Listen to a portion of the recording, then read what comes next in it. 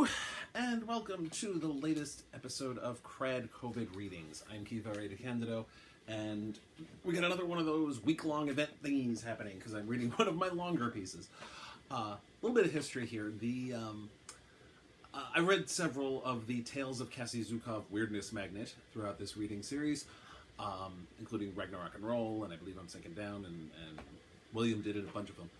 And when I put together my first Cassie collection, which was called RAGNAROK and ROLL, Tales of Cassie Zukav Weirdness Magnet in 2013, one of the things I wanted to do to drum up interest was to take one of the stories that one of the ones that wasn't a reprint, a new story I wanted to write, and I released them as 3 ebooks. It was a story called Cayo Hueso, released in 3 parts: A Farewell to Cats, The Buck Stops Here, and Twisting Fate.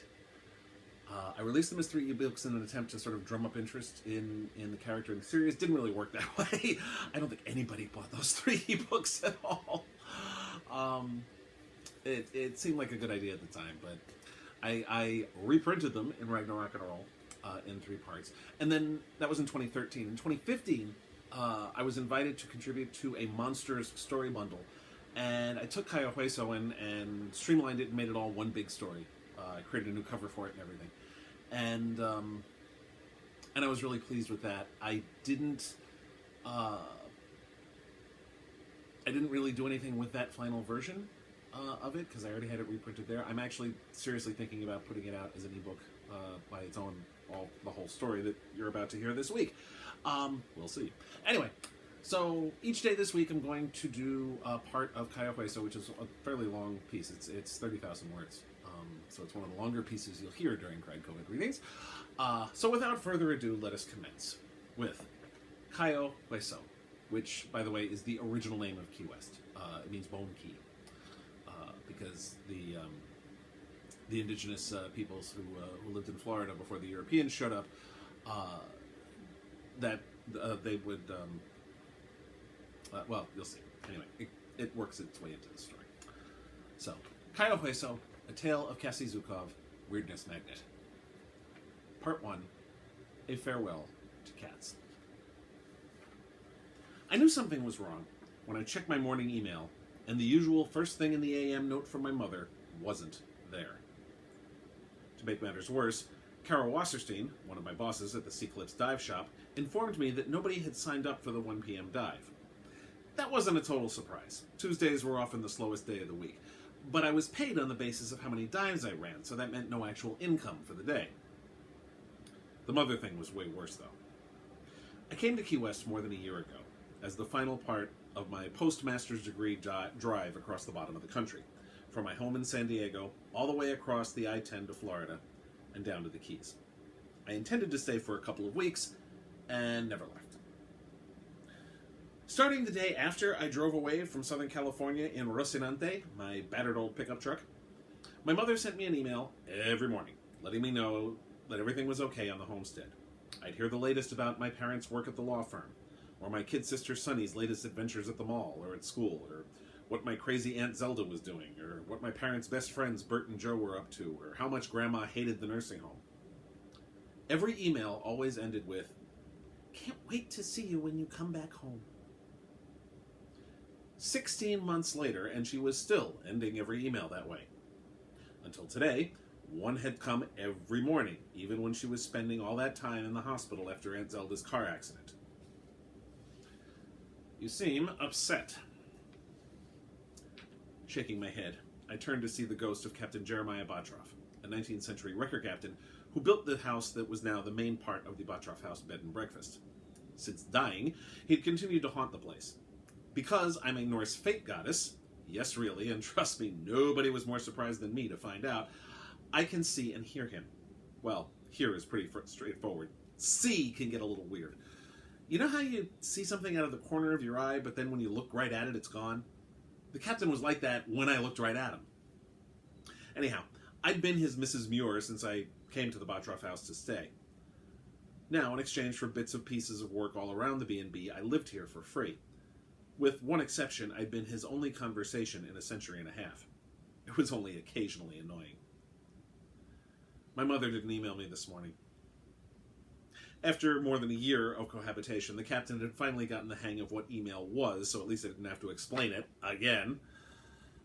Perhaps you should use that infernal device you're holding to communicate with her verbally. Oh, I plan to, but not before coffee. Never before coffee. That would be wise, assuming you wish to continue your cordial relations with your mother. I chuckled. Well, that depends on why she didn't email me.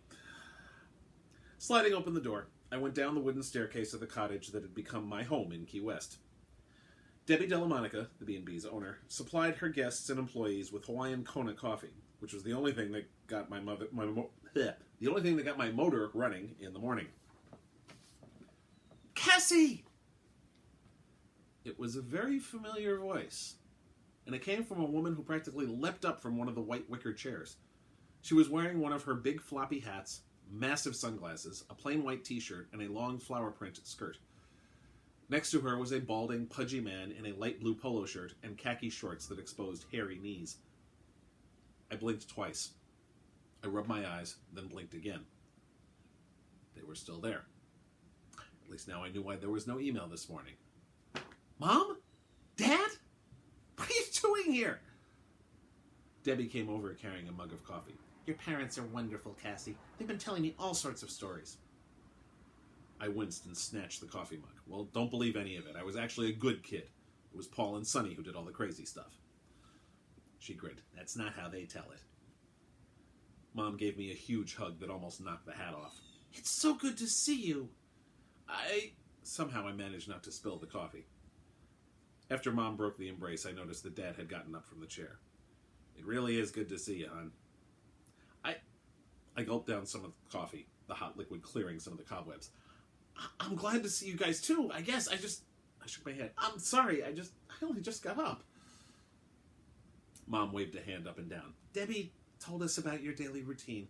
To bed at 5, up at 11, off to the dive shop at noon, running your afternoon dive at 1, and then off to hang out at a bar. She sat down and put on a smile. It sounds very, very pleasant. I knew where this was going. Mom. It's okay. She held up a hand. We're not going to fight.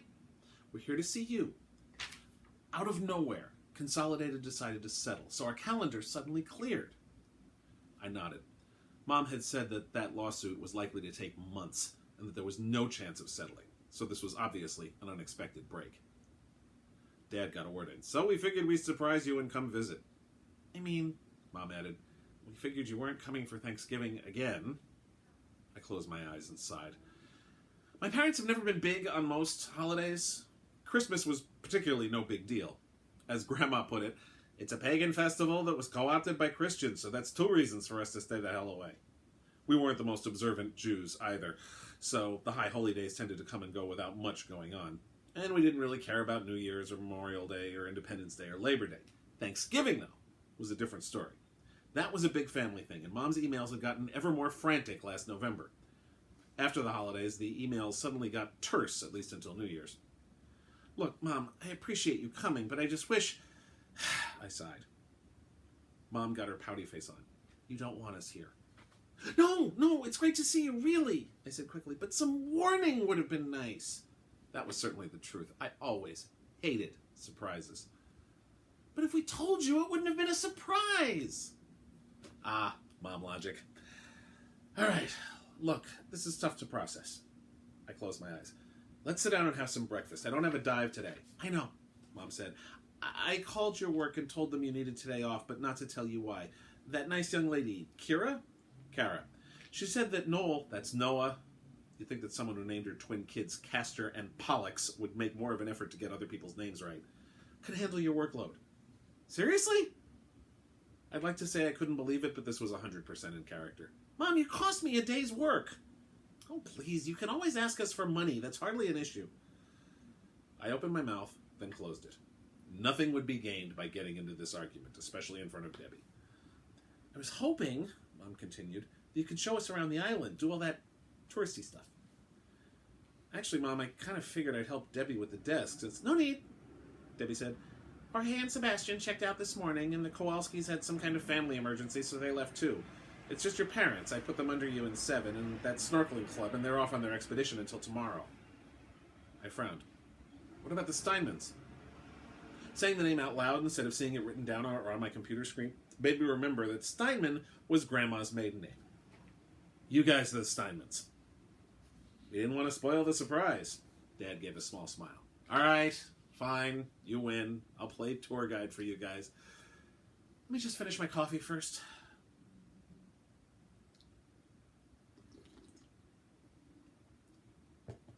We sat through 2 mugs worth while I got the rundown that I would have gotten in the morning email. My personal favorite, Grandma's bridge partner set the nursing home on fire, and my grandmother's main complaint was that she'd have to break in a new bridge partner. Once I gulped the last of mug number 2, I asked Mom, so where do you guys want to go? I am dying to see the Hemingway house. I should have seen it coming.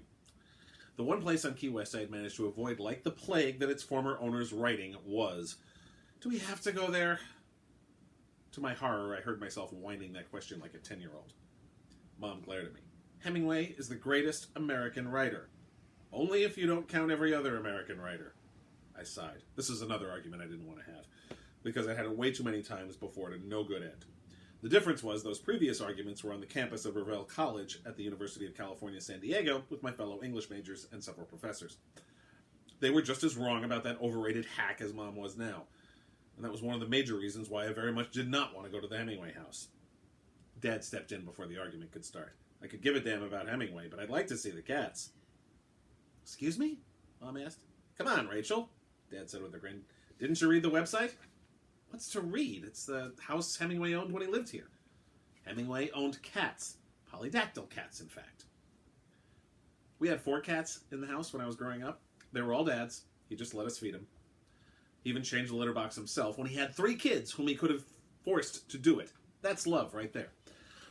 I decided to help Dad's cause, even though I really didn't want to go to the Hemingway house in the first place. They're not just polydactyl, they're specifically 6-toed cats. Dad frowned. There's a difference? A polydactyl just means more than the usual number of toes. It could mean 7 or 8 toes. The cats at the museum are supposedly descended from Hemingway's cats. He had a thing for 6-toed cats. Well, then I want to see it. I want to see it for the literary value, and your father wants to see the cats. It's settled. A half hour later, and after I deflected Mom from going to see my room, since I didn't want to subject the captain to her, we headed across Eaton, past Duval to Whitehead, and then several blocks down that street. At one point, we passed a restaurant called the 6-Toed Cat that Mom and I had to physically restrain Dad from walking into. It was obviously going to be that long a day. Eventually, we reached the corner of Olivia. Across the street was the lighthouse. The Key West Lighthouse and Keeper's Quarters Museum, cha-cha-cha, which I hope to talk them into going to afterward. I always liked the lighthouse. The view is simply spectacular up there and totally worth climbing all those stairs. The house itself was surrounded by a big-ass brick wall with an ivy-covered gate right in front of the main entrance. There was a ticket booth in front of the gate, inside of which sat a bored-looking young man farting around on a tablet. He looked kind of put out by Mom interrupting his reading or game playing or whatever in order to, do his job. As we went through the gate and up the stairs to the house, I found myself hoping that Sandy wouldn't be working today. I was, naturally, not so lucky. Cassie! What brings you here? A freakishly tall guy, and as a 5'11" woman, I know from freakishly tall, came bounding down the stairs. He had a shock of curly red hair, horrible acne scars, and big plastic glasses that were a desperate and failed attempt to look hip. He skidded to a stop in front of me and my parents. Playing tour guide, I managed not to sigh. These are my parents, Rachel and Jake Zukav. He smiled at them with teeth that had way too much yellow in them. A pleasure to meet you. I'm Sandy, and welcome to the Hemingway House and Museum. Is this your first time? I'm sorry, the Hemingway Home and Museum. Okay, when I first came to Key West, I checked out the bars on Duval Street. One night, a guy had been playing an acoustic guitar at the Bull, playing a decent if not great rendition of me and Julio down by the schoolyard. He had done his damnedest to make it unlistenable with his awful whistling. He did one more song I didn't recognize, then took a break. I had only stayed because I hadn't finished my beer. I had been staring at the selection of bourbons and thinking that Grandma might like it here when he sat next to me. He had been holding a clipboard in his hand, and I had very carefully not acknowledged his presence. Hey there! Did you enjoy the set? I only just got here for the last 2 songs. I still wasn't making eye contact. The bartender had come over and taken his order for a mojito. I haven't seen you in here before. Somehow I'd managed not to gag on my beer, but it was close. I mean, I would have remembered someone as hot as you. Look, I just want to finish my beer and move on to the next bar. Oh, no, you can't do that. I mean, yeah, of course you can do that, but I wish you wouldn't. I'm going to be starting the next set with Pinball Wizard, and it's going to kick some major league ass wipes. I couldn't help but give him a sidelong, what the fuck, look at that. May want to work on your metaphors there, Sparky. That's close. My name's actually Sandy. On autopilot, I had said, Cassie. May I say, Cassie, that it's an absolute pleasure to make your acquaintance. If you insist. If I insist what? You asked if you may say it's an absolute pleasure. I answered your question. He looked confused for a second, then put the clipboard on the table. Look, if you won't stick around, at least join my mailing list. It'll keep you updated on my gigs and recordings and stuff. And there's lots of really boss music trivia, too. You should totally check it out. Look, I'm only in Key West for a week or two. All the more reason to get on my list. We can keep in touch. I had gulped down the last of my beer, shook my head, and held out my hand. Fine, but I gotta go. After I'd been on the island a few weeks, I learned the devious but simple lesson of giving a fake email address of somebody you don't actually want to hear from, but whom you want to go away. My usual default for those was my UCSD email address, which I hadn't checked in ages, and which may even be defunct now. I've continued to get Sandy's email newsletter for the past 16 months, and for about a month after that, he emailed me directly a few times. My lack of response seemed to finally give him the hint. But every time I saw him, he hit on me again. I always deflected it, but it was getting pretty damn tiresome. I'll be running the tour, Sandy was now telling Mom and Dad, which starts at 1:15. Till then, I'm happy to answer any questions you might have. I'd been so busy dreading seeing Sandy and being pissed at my mother that I only just then realized that the place was empty, which was odd. In fact, the only ones here were me, my parents, Sandy, and the study and bored teenager with a tablet going on in the ticket booth. The emptiness was even greater than that, but I couldn't put my finger on what it was. Sandy was still talking. The house was originally built back in 1851 by a marine architect and wrecker named Asa Tift. Hemingway made it his home here in Key West in 1931. Mom asked, why the brick wall? Security? Very good question. Sandy provided another yellow-toothed smile. When Hemingway first moved in, there was just a regular chain link, but he wanted some privacy. Dad asked, where are the cats? I blinked, Dad having placed my finger for me. There were usually a whole bunch of felines wandering around the steps in front of the house and meandering around the fountain. Sandy stammered. You see, something wrong? That was Mom's Jewish mother voice. Any second now she was going to try to conjure up chicken soup to shove down Sandy's throat. He raised a hand to his high forehead to wipe away the sweat that had formed there. No, I'm fine. Is there anything else about Hemingway you want to know? Like the fountain. Did you know that the fountain was built from a urinal that used to be in Sloppy Joe's, the bar where Hemingway used to go drinking? My mother made the exact same ooh-ick expression that I made when I learned that particular fact. Dad asked, are the cats really descendants of the polydactyl? He grinned and glanced at me. Sorry, the six-toed cat that he had? Mom rolled her eyes as if embarrassed to be with such non-Hemingway adoring plebeians. My husband and my daughter are more cat people than aficionados of fine literature, I'm afraid. I glared at her. Right, Mom, me and my master's degree in English Lit don't have any kind of appreciation of good literature, you bet. Sandy, though, looked like he was going to throw up right there. He was muttering something to himself. Suddenly a voice cried, Get out! I won't have such vermin in my house! Turning around, I saw something. Dark hair, muscular figure, thick mustache, but all indistinct the way Captain Botroff's ghost was. Dad stumbled backwards. What was that? That was a surprise. I thought us Norse gods were the only ones who could see and hear the ghosts. You can see them? Sort of, yeah. I hadn't yet told my parents that I was one of the Disir, as I was still trying and failing to find a way to bring it up naturally in conversation. I still hadn't even figured out how to explain that I had no plans to leave Key West anytime soon. But that was for later. Sandy stared right at the ghost. Please, Mr. Hemingway, they're the first paying customers we've had all day! Based on the pleading tone, I suspected that Sandy had had this conversation before. The ghost of Hemingway bellowed, If they are only here for the damned cats, then they are not welcome in my house! Hemingway started floating toward my father. I moved to stand between them, but he got to Dad before I could and grabbed his shoulders. For a second, I gawked. Ghosts were insubstantial. Captain Botroff had never been able to affect anything physical in his entire afterlife. He just kind of wafted around the grounds of the B&B. Yet here was the ghost of an overrated writer physically tossing my father toward the entrance. "Jake!" Mom cried, running after him. I glared at Hemingway. "How'd you do that? And how can these people see you?" "Ah, yes," Hemingway said. "You're Bottroff's young lady. Miss Zukav, yes? You know the captain." The sweat was now pouring off Sandy, and his voice was cracking. "Cassie, what the hell are you guys talking about?" I waved him off. "Shut up, Sandy. As for you," I told Hemingway, "you didn't answer my question." "I'm not at all sure for the reasons for my newfound ability to affect the physical world once again, young lady, but I intend to make use of it. My home is not a petting zoo. Now remove yourself, Miss Zukav. Out of consideration to Captain Bottroff, I will not attempt to forcibly remove you as I did your father. But you and your cat-loving family are not welcome here." Glancing over at Dad, I saw that Mom was helping him clamber to his feet. Giving Hemingway my nastiest stare, I said, "This ain't over, Chuckles." Then I went down the stairs and out the gate. The kid in the booth didn't even look up from his tablet. "I'm okay." Dad was brushing sidewalk dust and bits of schmutz off his clothes. "He's not okay. Look at his arm." Mom pointed at his left arm. Looking down, I saw that arm was skinned and bleeding. "Come on, we've got a first aid kit at the B&B. "He should go to a hospital," Mom started, but I cut her off. "How do we tell the ER nurse he hurt himself?" Mom opened her mouth, then shut it. "We can say he tripped on the sidewalk." "It'll be fine with the first aid kit," Dad said quickly. "I don't want to deal with the hospital if we don't have to." We walked quickly back, Dad cradling his arm. Debbie saw us as we came in the door and grabbed the kit without having to be asked. "What happened?" "Long story," I said quickly. Mom didn't say anything while Debbie and I treated the arm and then bandaged it.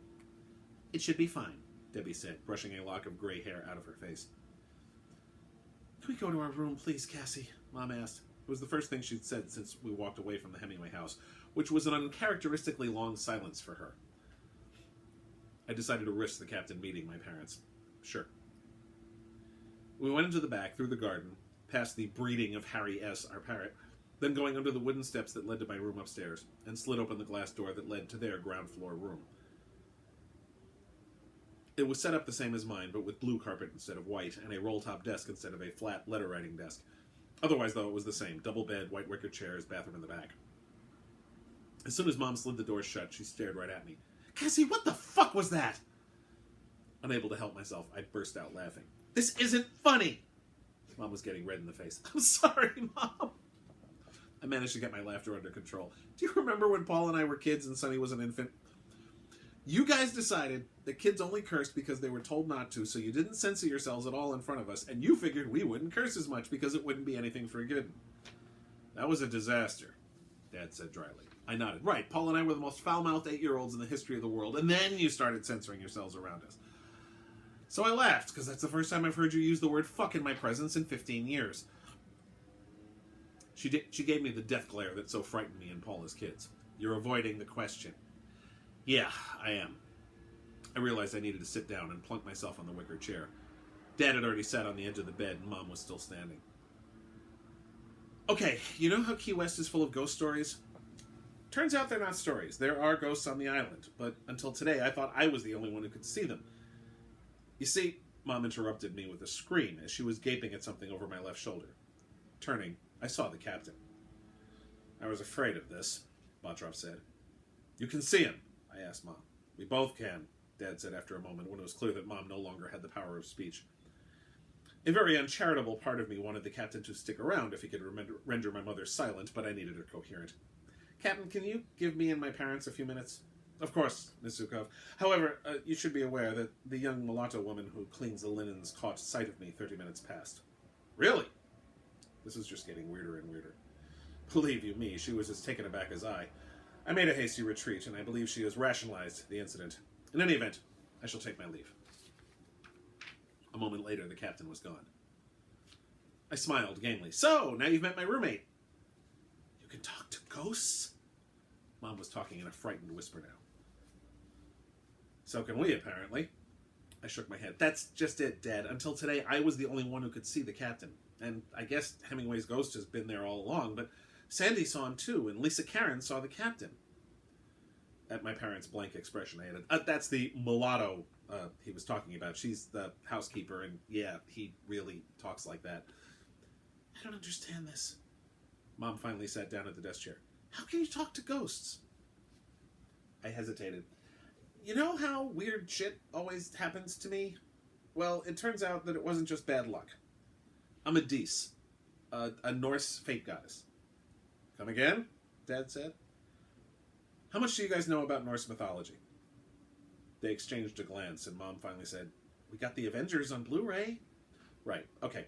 Well, see, it turns out that there were Norse gods, or at the very least powerful beings who were worshipped by the Scandinavians 1,000 years ago. At this point, there aren't that many of them left. I've met Odin, Loki, one of the frost giants, and Loki's wife, Sigyn. In fact, Ginny, that's what she calls herself, she's the drummer in the band I always see at Mayor Fred's. If you guys are here till Thursday, you'll get to see them. Mom shook her head. Wait, the band you follow has a Norse god as a drummer? Cassie, this is crazy. Rachel, Dad said, we just got thrown out of a museum by the ghost of Ernest Hemingway. Can we hear her out, maybe? I nodded a thank you to Dad and went on, pacing back and forth across the blue carpet. Okay, every once in a while, a set of triplets is born on Earth who are fate gods. The Norns are the best known Disir. They control the fate of all the Norse gods. But it turns out, I'm one too. In a very quiet voice, Mom asked, and Paul? I should have expected that. I don't know. I haven't heard from him since he called the day of my party. That number isn't even in service anymore, Mom said bitterly. My twin brother had dropped out of college and gone off to find himself. His call to congratulate me on achieving my master's degree was the first I'd heard of him from him in 2 years. Dad sighed and absently rubbed his bandaged arm. If he is one of those... What is it? A Dis. Right. If he's one of those, maybe that explains why he's had so many problems. Mom threw up her hands. How handy for him! He has another excuse for why his life's been such a failure. Mom, she pointed a finger at me. Don't you dare defend him. We gave him everything. We gave you both, and Sonny, everything. And he got rid of his cell phone, his email account's dead, and he never talks to us. What the hell did we do to deserve that? I mean, to just walk out on your parents without a word and never come back. Who does that? My heart started beating like a trip hammer. The question wasn't rhetorical exactly, because the answer was standing right there with the two of them in the room. I'm sorry, Mom, but... She stood up in tears. She stood up, tears streaking down her cheeks. You had everything all laid out. You were going to get your PhD and teach and write papers, and instead you're sitting on this stupid island, and you're hanging around with bands and ghosts, and... Then she broke and started crying. I pulled her into a hug, wrapping my arms around her and holding her as close as I could. She wept into my shoulders. Mom, I'm sorry. No, it's okay. Her voice was muffled and her tears stained my t-shirt. She broke the embrace. That wasn't fair. It's your life. You can do what you want. It was totally fair. I looked at the ceiling and shook my head. Fuck, Mom! I wish I could explain to you what this island did to me. From the moment I got here, I felt like I was home. Debbie, the regulars at Mayor Fred's, the guys in 1812, Rance, Captain Botroff, they've become the best friends I've ever had. And besides that, I cut myself off. No need to get into that just now. But I didn't think about what it was doing to you guys, especially after Paul. I should have at least come home at some point and explained myself, but I was scared. What could you possibly be afraid of, hon? Dad asked. You're a Meshuggah fake goddess. We all laughed at that. You knew it was bad when Dad started rocking the Yiddish, but it broke the tension enough for me to relax again. I took a second to compose myself and sat back down. I was afraid that if I left, the magic here would wear off. That I'd go back to La Jolla and it would be like it never happened, and I'd go back to being the old Cassie. And the old Cassie was fine, but I like who I've become here. I mean, I saved the fucking world. Excuse me? Dad said. I sighed. Turned out I was going to have to get into it. I told them the whole story about Ragnarok and Loki and his band that garnered him enough worship that he could cast a spell that would sunder Yggdrasil, a branch of which was in the ficus around which Mayor Fred's was built. Wait, that freak snowstorm you guys had in April, Mom said? That was this Fimblevetter? Fimblevetter, and yeah, that was when I found out I'm a Dis. That's why you talk to ghosts, Dad said. I nodded. But now everyone can talk to ghosts, apparently. And it's got me a little worried. To be continued tomorrow, where I will pick back up with part 2 of my reading of Cayo Hueso. Thank you very much for watching. Stay tuned tomorrow for more, and throughout the rest of this week, there'll be a new one every day. You can find me online at DeCandido.net.